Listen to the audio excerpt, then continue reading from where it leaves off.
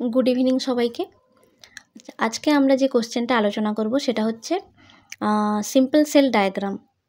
কিভাবে একটা simple sell diagram আঁকতে হয় সেটা আজকে দেখাবো। খুব সহজে, খুব কম সময়ের মধ্যে কিভাবে একটা সিম্পল সেল আঁকবে।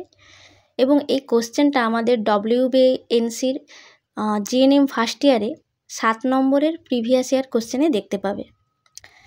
এক্ষেত্রে বলে রাখি, যখন আমরা সিম্পল সেল উইথ ডায়াগ্রাম এই কোশ্চেনটা আলোচনা করব, সেক্ষেত্রে তোমরা যদি চাও তাহলে সেল কাকে বলে এই সম্পর্কে একটা ভিডিও আমার চ্যানেলে আছে, তোমরা গিয়ে সেটা দেখতে পারো।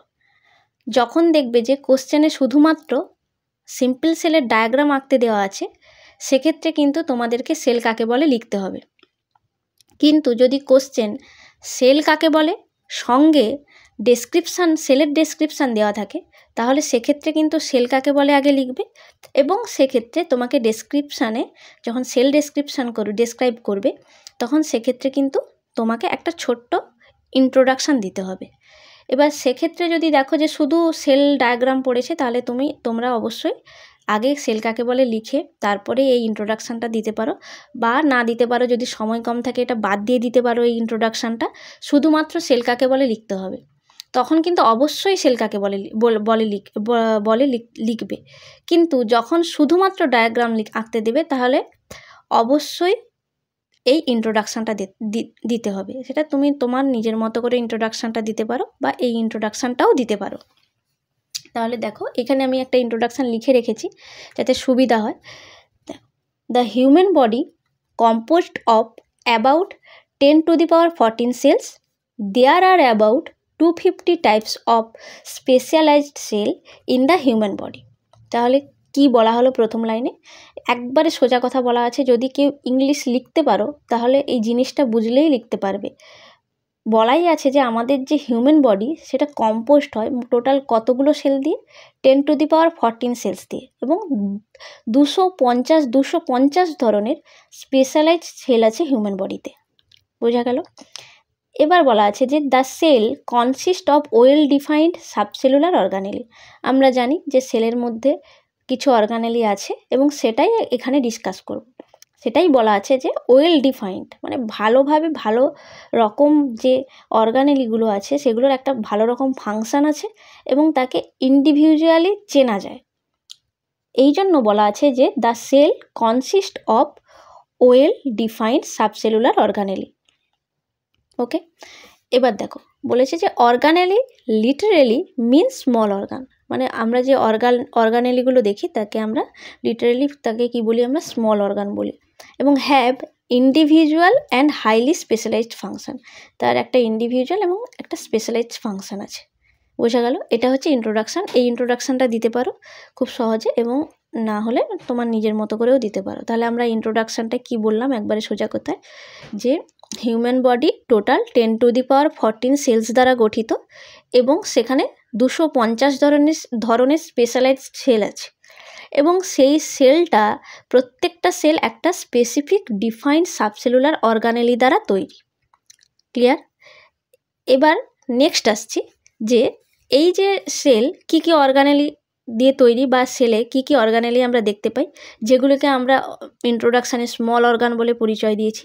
দেখো, সেলে আমরা কী কী দেখতে পাই একবারে সিম্পলি আমরা জানি, এইগুলো কিছুগুলো জানি, কিছু সম্পর্কে একটু শেষের দিকে যেই দুটো আছে সেটা প্রায়ই ভুলে যাই আমরা। দেখো, আমরা জানি সেল মেমব্রেন, একটা সেলের মধ্যে cell membrane, cytoplasm, nucleus, mitochondria, Golgi body, endoplasmic reticulum, ribosome, lysosome, centrosome এবং সাইটোস্কেলিটন।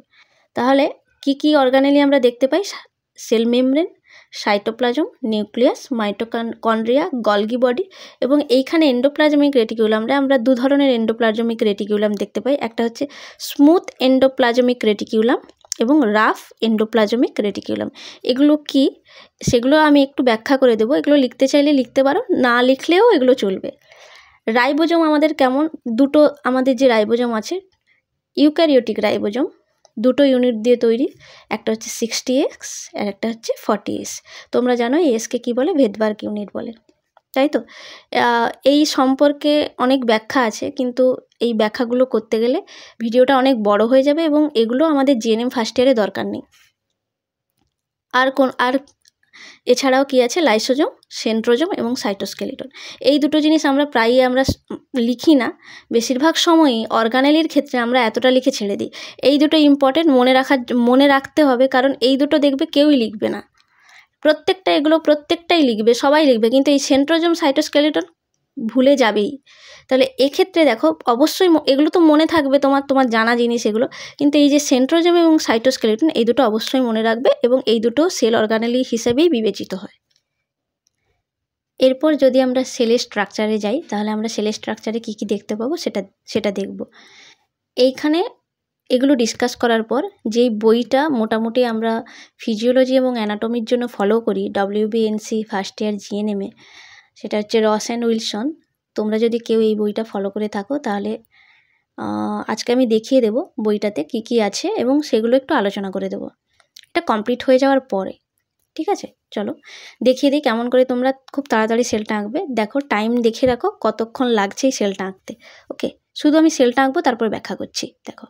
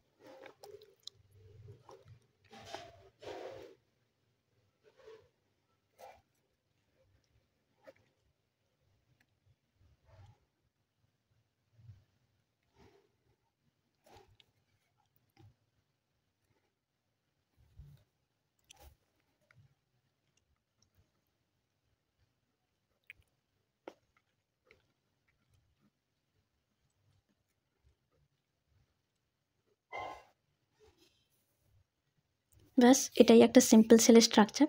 এখানে জানো সবাই সাইটোপ্লাজম থাকে। এবার চলো এটাকে একটু ডিসকাস করে চলে যাচ্ছি। 1 মিনিটের বেশি সময় লাগে না এটা আঁকার জন্য। এছাড়াও যদি কিছু ছেড়ে গিয়ে থাকি দেখে নিচ্ছি। তাহলে দেখো, একটা সেল আমরা বারবার বলেছি কি দ্বারা ঘেরা থাকে, প্লাজমা মেমব্রেন দ্বারা ঘেরা থাকে, বা এটাকেই কি বলা হয়, সেল মেমব্রেন বলা হয়। দেখো, ডাবল মেমব্রেন দ্বারা গঠিত, তাহলে এটাকে আমরা কি বলবো, সেল মেমব্রেন। তাই তো, কেউ এটাকে সেল মেমব্রেন বলতে পারো, বা দুটো মেমব্রেন আছে যেহেতু, তাহলে বাইরের মেমব্রেনকে আমরা কি বলবো, এটার ক্ষেত্রে outer membrane,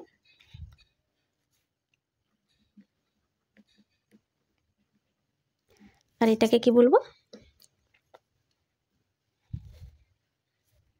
inner membrane.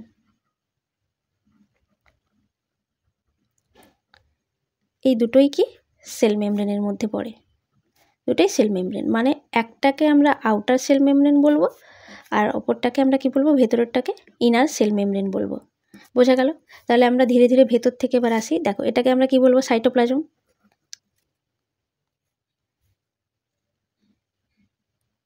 Cytoplasm বলবো।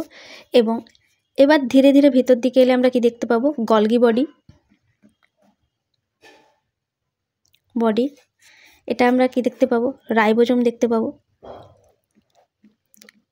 দেখো, এটা আমরা দেখো এইখানে আমি কতগুলো ছোট ছোট দানা দানা করেছি। আসলে এগুলোকে রাফ এন্ডোপ্লাজমিক রেটিকুলাম সেগুলোকেই বলি, যেই এন্ডোপ্লাজমিক রেটিকুলামগুলোর সঙ্গে রাইবোজোম যুক্ত থাকে, এই জন্য সেটা রাফ দেখতে হয়। ওইটাকেই বলা হচ্ছে রাফ এন্ডোপ্লাজমিক রেটিকুলাম। ওটার একটা ভালো গুরুত্ব আছে, সেটা হচ্ছে যে এটা কিন্তু প্রোটিন সিনথেসিসের জন্য ইম্পর্টেন্ট। এই যে রাফ এন্ডোপ্লাজমিক রেটিকুলাম কিন্তু প্রোটিন সিনথেসিসের জন্য ইম্পর্টেন্ট হয়। এবার এটা ছাড়া রাইবোজোম হলো। এবার তাহলে আমরা এটাকে কি বলবো, এন্ডোপ্লাজমিক রেটিকুলাম বলবো। একদিকে লেখার চেষ্টা করবে। এন্ডোপ্লাজমিক রেটিকিউলাম, বা এটাকে আমরা কি বলি, rough, RER, rough endoplasmic reticulum, sorry এটাকে স্মুথ এন্ডোপ্লাজমিক রেটিকিউলাম বলবো, কারণ এখানে কোনো রাইবোজোম নেই। কিন্তু এই যে এখানে যে দানা দানা করে রেখেছি, এটাকে আমরা রাফ এন্ডোপ্লাজমিক রেটিকিউলাম বলবো। রাফ এন্ডোপ্লাজমিক রেটিকিউলাম কেন বলবো, কারণ হচ্ছে যে যেই সমস্ত এন্ডোপ্লাজমিক রেটিকিউলামের গায়ে আর রাইবোজোম লেগে থাকে সেগুলো দেখতে এমনি এন্ডোপ্লাজমিক রেটিকুলামের থেকে একটু আলাদা হয়, এই জন্য এদেরকে রাফ বলা হয়। বোঝা গেল? ওই যে ছোট ছোট দানার মতো যেগুলো, সেগুলো কিন্তু রাইবোজোম। ক্লিয়ার? এবার দেখো এটাকে আমরা কি বলবো, নিউক্লিয়াস। এবার কেউ শুধু নিউক্লিয়াস লিখতে পারো, বা নিউক্লিয়াসের ভেতরে এগুলোকেও লিখতে পারো। এটাকে আমরা কি বলবো, নিউক্লিওলাস বলবো, তাই তো। আর এটাকে আমরা কি বলবো, ক্রোমাটিন ফাইবার, তাই তো, বা ক্রোমাটিন তন্তু বলতে পারি। এই যে ছাড়া ছাড়া অবস্থায় আছে, মানে এইটা প্রকার প্রোফেজ দশাতে থাকে। আমি যেটা এঁকেছি সেটা প্রোফেজ স্টেজে এঁকেছি। পরে জানতে পারবে যখন আমরা মাইটোসিস পড়বো, তখন বলবো যে এটা কোন স্টেজে আছে। এটা হচ্ছে মাইটোকন্ড্রিয়া। বোঝা গেল? এছাড়া এখানে সাইটোস্কেলিটন থাকে, এইরকমভাবে লম্বালম্বিভাবে সাইটোস্কেলিটন থাকে, সেটা এইভাবে এঁকে দিতে পারো। ক্লিয়ার? এবার এখানে ফিগার বলে লিখলে, ফিগার তাহলে কি হলো, সেল। বোঝা গেল? তাহলে কতক্ষণ লাগলো, 3 থেকে 4 মিনিট লিখতে লাগলো। এবার তুমি যখন লিখবে পরীক্ষার খাতায় তখন আরও স্পিডে লিখবে। আমি বোঝাবো তাই একটু দেরি হলো ছবিটা আঁকতে, বা ছবিটা বোঝাতে একটু সময় লাগলো, কিন্তু তোমরা 2 মিনিটের মধ্যে হয়ে যাবে। ছবিটা যখন আঁকবে তখন যত স্পিডে এইভাবে ছোটো করে আঁকতে পারো তাতেই সুবিধা হবে, কোনো সমস্যা নেই। মোটামুটি একটা আইডিয়া দিতে পারলেই হবে। একটা সাইডে আমি এটাকে ডান সাইডে এঁকেছি, কোনো সময় ডান সাইডে আঁকবে না, ছবিকে সবসময় বাঁ সাইডে আঁকার চেষ্টা করবে। বাঁ সাইডে আঁকাটাই উচিত। আমিও যখন তুমি পরীক্ষার খাতায় আঁকবে কোনো সময় ডান সাইডে আঁকবে না, সবসময় চেষ্টা করবে বাম সাইডে আঁকার। এবং এই যে এইখানে এত কিছু লেখা বিভিন্ন জায়গায় হয়ে গেছে, এটা সবসময় একটা সাইডে লেখার চেষ্টা করবে। একটা সাইড বরাবর যেরকমই হোক না কেন, একটা স্কেল নেবে, স্কেল নিয়ে একটা সাইড বরাবর টেনে লেখার চেষ্টা করবে। যদি স্কেল নাও পাও, এমনি যখন হাতে টানছো তখন কিন্তু একটা সাইড বরাবর একটা রেখা টেনে পরপর পরপর লিখবে। ক্লিয়ার? বোঝা গেল? তাহলে আরেকবার বলে দিই, যেহেতু এখানটায় বোঝার বিষয় আছে, যখন তুমি এক্সামে লিখছো তখন তাড়াতাড়ি লিখতে পারবে আশা করি। তাহলে প্রথম যেটা আমরা ব্যাখ্যা করলাম সেটা কি, সেল মেমব্রেন। দুটো মেমব্রেন থাকে, একটাকে বলা হয় বাইরেরটাকে আমরা সবসময় কী বলবো, আউটার, আর ভেতরেরটাকে কী বলবো, ইনার মেমব্রেন বলবো। প্রত্যেকটাই আমি আলোচনা করব, কারণ এগুলো তোমাকে প্রত্যেকটাই লিখতে হবে। ছোট ছোট করে স্ট্রাকচার এবং ফাংশন তোমাকে দিয়ে যেতে হবে, এবং তোমার জানা জিনিসগুলোই আমি বলবো।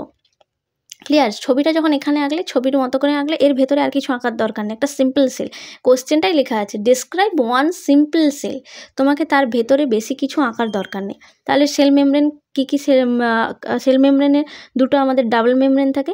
এবার এই ডাবল মেমব্রেনের কাণ্ড কারখানা, যেটা আমরা হোয়াট ইজ সেলে বলতে গিয়ে ব্যাখ্যা করেছিলাম, সেটা এইখানে বলবো যে এইটার কাজটা কী, ফাংশানটা কী, যার একটা আমরা যখন ডেফিনেশান পড়তে যাচ্ছি তখনও তার এই ফাংশানটা খুবই ইম্পর্ট্যান্ট, এবং যেটা ওই একটা সেলকে ডিফাইন্ডও করছে। সেটা তোমরা যদি আমার সেল কাকে বলে ভিডিওটা দেখে থাকো তাহলে বুঝতে পারবে। সেখানে আমি বলেছি যে এই সেল মেমব্রেনের ইম্পর্টেন্স কী আছে একটা সিম্পল সেলের ক্ষেত্রে। তাহলে এই টোটাল সমস্ত সেল অর্গানেলিগুলোকে ঘিরে রেখেছে কে, সেল মেমব্রেন। একদম তাড়াতাড়ি চলে যাচ্ছে, আর বেশি বা কথা বাড়াবো না। সেল মেমব্রেন হচ্ছে দুটো মেমব্রেন দ্বারা গঠিত, একটা হচ্ছে আউটার মেমব্রেন, একটা হচ্ছে ইনার মেমব্রেন। ভেতরে যে জেলি লাইক সাবস্টেন্স থাকে তাকে আমরা কি বলি, সাইটোপ্লাজম বলি। এবার ধীরে ধীরে ঢুকছি। দেখো আমি যখন এঁকেছিলাম তখন কি এইখান দিয়ে এঁকেছিলাম, মানে বাইরে থেকে ভেতরে, এবং যখন করছি দেখো ভেতর থেকে বাইরে বলছি, কেন আমি ভেতর থেকে বাইরে পড়াচ্ছি। দেখো এখানে কি লেখা আছে, নিউক্লিয়াস কি ডাবল মেমব্রেন, দেখো ডট ডট ডট ডট করে এঁকেছি, আর বাইরের একটা মেমব্রেন থাকে, এবং এই মেমব্রেনের সঙ্গে কেন ডট ডট করে আঁকা থাকে, দেখো প্রত্যেকটা মেমব্রেন থেকে এন্ডোপ্লাজমিক রেটিকিউলাম তৈরি হয়। এই যে বাইরের মেমব্রেনটা আছে, এই বাইরের মেমব্রেন থেকে এন্ডোপ্লাজমিক রেটিকিউলাম তৈরি হয়, যার জন্যে এইরকম আমরা যখন ছোটোবেলা থেকে এঁকে এসেছি নিউক্লিয়াসের আউটার মেমব্রেনে ডট ডট ডট ডট, কিন্তু কোনোদিনই ভাবিনি যে কেন নিউক্লিয়াসের বাইরের মেমব্রেনটাকে এইভাবে ডট ডট করে এঁকেছি। দেখো কারণ আকার কারণটাই হচ্ছে যে এইখানে এই রকম ফাঁক থাকে, প্রত্যেকটা থেকেই এন্ডোপ্লাজমিক রেটিকিউলাম তৈরি হয়। যে আউটার মেমব্রেনটা আছে নিউক্লিয়াসের, প্রত্যেকটা থেকে এন্ডোপ্লাজমিক রেটিকিউলাম তৈরি হচ্ছে। তাহলে দেখো নিউক্লিয়াসের ডাবল মেমব্রেন আছে, বাইরেরটাকে অবশ্যই তাহলে কী বলবো আউটার মেমব্রেন, এবং ভেতরটাকে ইনার মেমব্রেন, এবং এখানে না লিখলেও চলবে, শুধু নিউক্লিয়াস বলে লিখে দিলেই হবে। এবার নিউক্লিয়াসের ভেতরে তাহলে আমরা দুটো নিউক্লিয়াসের মেমব্রেন হলো, ভেতরে কি থাকে, নিউক্লিওলাস থাকে আর ক্রোমাটিন ফাইবার থাকে। এগুলোর ফাংশান তোমরা জানো, সেগুলো লিখে ফেলতে পারবে, কিন্তু প্রত্যেকটা যখন লিখবে, যেহেতু 7 নম্বরের কোশ্চেন, প্রত্যেকটা কোশ্চেন যখন লিখছো প্রত্যেকটারই স্ট্রাকচার এবং ফাংশান লিখতে হবে। তাহলে এখান থেকে এবার নিউক্লিয়াস থেকে কী তৈরি হলো এন্ডোপ্লাজমিক রেটিকিউলাম, সেটা দু ধরনের হতে পারে, একটা কি স্মুথ এন্ডোপ্লাজমিক রেটিকিউলাম এবং আলাদা অন্যটা কি রাফ এন্ডোপ্লাজমিক রেটিকিউলাম। দুটোর মধ্যে ডিফারেন্সও আগে বলে দিয়েছি। এবার দেখো এই এন্ডোপ্লাজমিক রেটিকিউলাম থেকেই তৈরি হয় গলগি বডি। এই জন্য দেখবে কোনো সময় সরে যায় না বা সরে আঁকি না, বা অন্য জায়গায় একটু কম আঁকার চেষ্টা করি, সবসময় যখন আঁকি একটা যেন কন্টিনিউয়াস আঁকি। কারণটাই হচ্ছে যে এন্ডোপ্লাজমিক রেটিকিউলাম থেকেই গলগি বডি তৈরি হয়, এবং এই জন্য এইভাবে আঁকা হয়। দেখো তাহলে এন্ডোপ্লাজমিক রেটিকিউলামের পর কি হলো, পরেই আছে গলগি বডি, এবং তারপরে কি আছে, এবার ছোটোখাটো যে জিনিসগুলো রাইবোজোম থাকে, লাইসোজোম থাকে, এইটা বলা হয়নি, লাইসোজোম থাকে, প্রত্যেকটারই স্ট্রাকচার এবং ফাংশন আলোচনা করব। লাইসোজোম থাকে, এবং তাহলে রাইবোজোম হলো, রাইবোজোমের দুটো ইউনিট থাকে, এই জন্য দেখে একটা বড় ইউনিট আর একটা হচ্ছে ছোটো ইউনিট। তাহলে যেটা হচ্ছে লার্জার ইউনিট সেটা কি 60S, আর যেটা স্মলার ইউনিট সেটা হচ্ছে 40S। এবং এটা হচ্ছে দেখো এটা লাইসোজোম বলা হলো, এবং মাইটোকন্ড্রিয়াও দেখো ডবল মেমব্রেন হয় এবং কিছুটা খাঁজ কাটা থাকে, তাই তো। এবং এগুলো প্রত্যেকটাই ব্যাখ্যা করব, পরে পরে আসছি। মোটামুটি বোঝা গেল সেলের স্ট্রাকচারটা। ওকে, এরপরে যদি কোনো সমস্যা থাকে অবশ্যই কমেন্টে জানিও, চেষ্টা করব। একটা সমস্যার কথা তোমরা বলবে না যে আমি ডিজিটাল বোর্ডে পড়াতে পারবো না, এইভাবেই আমাকে পড়াতে হবে। সেটা বাদ দিয়ে যদি কোশ্চেন বুঝতে কোনো সমস্যা থাকে তাহলে অবশ্যই সেটা জানিও, ঠিক আছে। এবার প্রত্যেকটা ব্যাখ্যা শুরু করছি, এবং প্রত্যেকটা ব্যাখ্যার সময় বলে দেব যে কোনো যদি বোঝার জায়গা থাকে বা কিভাবে লিখবে, কত ছোট ছোট, আমি কিন্তু ছোট ছোট করেই লিখিয়ে দেবো, সেটা তোমরা চাইলে বড় করতে পারো নিজের ইচ্ছা মতো। এবার দেখো তাহলে আমরা প্রথমে যেই সেল অর্গানিটা পড়েছি তার নাম কি হচ্ছে সেল মেমব্রেন। তাহলে প্রথমেই কি বললাম দেখো, ভিডিওটার উপর দিকটাই তোমরা দেখতে পাবে, এরপর পৃষ্ঠা উল্টে যাবে, দেখে নাও। সেল মেমব্রেনের ক্ষেত্রে আমরা প্রত্যেকটার ক্ষেত্রে আমরা দুটো জিনিস ফলো করব। কি ফলো করব, একটা হচ্ছে স্ট্রাকচার, একটা স্ট্রাকচার, এবং দ্বিতীয় নম্বরটা কি ফাংশন। বোঝা গেল, একটা স্ট্রাকচার এবং ফাংশন, প্রত্যেকটাই যখন পড়বো তখন প্রত্যেকটার ক্ষেত্রে আমরা কি দেখব, স্ট্রাকচার এবং ফাংশন দেখব। তাহলে সেল মেমব্রেনের ক্ষেত্রে আমরা স্ট্রাকচারে কি দেখতে পাই, একদম ছোট ছোট করে লিখব। তাহলে কি সেটা কি ডাবল মেমব্রেন পাই, ডাবল মেমব্রেন অর্গানেলি,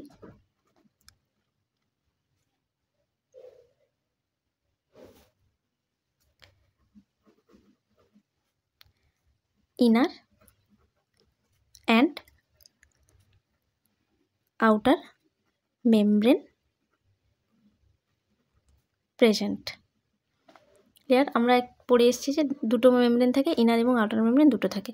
এটা ছাড়া আর একটা পয়েন্ট লিখতে পারি, এটাকে আমরা কি বলি, যে হচ্ছে এটা কি দিয়ে গঠিত, composed of 4 different types molecule, composed of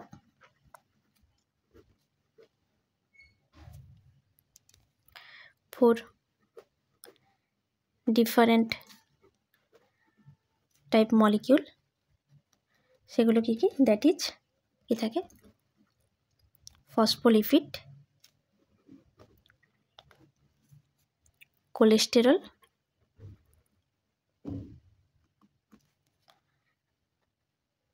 protein and carbohydrate. এর আগে আর একটা যেটা লিখতে হবে, যেটা কি দিয়ে গঠিত হয়, এটার গঠন হচ্ছে, এটা তৈরি হয় 3 নম্বরে আমরা কি লিখতে পারি, it is made by lipid bilayer with, তাহলে it is made by lipid bilayer with embedded protein. বাস, আর না কিছু লিখলেও হবে। এবার যদি তোমরা না লিখতে পারো এতগুলো কথা, তাহলে দেখে নাও একবার। দেখো, double membrane organelle, inner and outer membrane present, composed of 4 different type of molecule, phospholipid, cholesterol, protein and carbohydrate, and made by lipid bilayer with embedded protein. Clear, বোঝা গেল? তোমরা যদি এতগুলো না লিখতে পারো তাহলে প্রথম পয়েন্টটা আর তৃতীয় পয়েন্টটা লিখলেই হবে। ইনার এবং আউটার মেমব্রেন দ্বারা তৈরি হয় এবং লিপিড বাইলেয়ার দ্বারা গঠিত, যার মধ্যে প্রোটিনটা প্রথিত থাকে, এমবেডেড থাকে। দেখো এবার হচ্ছে সেল মেমব্রেনের ফাংশানে যাচ্ছি। আমি তোমাদেরকে প্রথমেই বলেছিলাম যে হচ্ছে সেল মেমব্রেনের ফাংশানটা কতটা ইম্পর্টেন্ট, যেটা তার সেল ডেফিনেশানটাকে পর্যন্ত ডিফাইন্ড করে। তাহলে এর ফার্স্ট এবং ইম্পর্টেন্ট ফাংশান হচ্ছে এটা সেমি পারমিয়েবল মেমব্রেন হিসাবে কাজ করে। কেন সেমি পারমিয়েবল মেমব্রেন বলে সেটা আমি যখন সেল কাকে বলে পড়িয়েছিলাম সেটা আমি বলেছি। তাহলে কি বলা হয়, ইট acts as a semi permeable membrane. Clear? বোঝা গেল? It's acts as a semi permeable membrane. দ্বিতীয় ফাংশানে যদি আসে আমরা কি বলতে পারি, একটা যে ফিজিক্যাল বেরিয়ার। কেন দেখবে সব কিছুকে কিন্তু সেল ঢুকতে দেয় না, তাহলে আমরা কি বলতে পারি, একটা যে ফিজিক্যাল বেরিয়ার। সব কিছুকে দেখবে সেলে যদি আমি যা কিছুই দিই সব কিছু কি ঢুকতে পারে, এটা আমি ব্যাখ্যা করে রেখেছি প্রথম ক্লাসটাতে। এই জন্য আমরা একে ফাংশন কি বলতে পারি, একটা যে ফিজিক্যাল বেরিয়ার। 3 নম্বর ফাংশন কি, তাহলে কন্ট্রোলস। তাহলে এখানেই দেখো তিনটা জিনিস, একই জিনিসকে আমরা তিনটা পয়েন্টে লিখলাম, যে জিনিসটাকে বোঝালাম যে সেমি পারমিয়েবল মেমব্রেন হিসেবে কাজ করে, ফিজিক্যাল বেরিয়ার হিসেবে কাজ করে, এবং আর কি করে না কন্ট্রোল করে, controls the movement of particles. এগুলো কি কি হতে পারে, যেমন ধরো একদম আমরা জানি যেগুলো, that is ion, protein, enzyme, ATC. Clear? তাহলে কি কি হলো ফাংশান, একদম ফাংশানগুলো একটা অপরটার সঙ্গে কানেক্টেড। দেখো সেমি পারমিয়েবল মেমব্রেন, একটা যে সেমি পারমিয়েবল মেমব্রেন বলেই এটা ফিজিক্যাল বেরিয়ার হিসেবে কাজ করে এবং কন্ট্রোল করতে পারে যে কী ধরনের প্রোটিন বা কী ধরনের এনজাইম বা কী ধরনের আয়ন সেলের মধ্যে ঢুকবে এবং সেলের মধ্যে বেরিয়ে যাবে। যার ইচ্ছা হলো ঢুকে গেল সেলে বা সেল থেকে বেরিয়ে গেল, এই রকম কন্ডিশান সেলের মধ্যে নেই, এবং সেটা কন্ট্রোল করে কি, সেল মেমব্রেন। ক্লিয়ার? এছাড়াও তোমরা বলতে পারো প্যাসিভ অসমোসিস ডিফিউশনে হেল্প করে এবং মেটেরিয়াল এক্সচেঞ্জ করে। তাহলে help in passive osmosis and diffusion, help in passive osmosis and diffusion. Clear হলো? তাহলে হেল্প ইন কিসে কিসে হেল্প করে, প্যাসিভ অসমোসিস অ্যান্ড ডিফিউশন। আজকে এই পর্যন্ত দেখে নাও। মোটামুটি এইটা তোমরা ভিডিওটা যদি ফলো করো তাহলে বুঝতে পারবে কত সহজে আঁকতে পারবে, এবং সেল মেমব্রেনে তোমাকে লিখতে হবে প্রত্যেকটাই স্ট্রাকচার এবং ফাংশন প্রত্যেকটাই লিখতে হবে। আজকে এই পর্যন্ত, এবং পরের যে অর্গানেলগুলো আছে আমরা পরের ভিডিওতে ডিসকাস করব, পরের দিন ডিসকাস করব। সবাইকে গুড নাইট।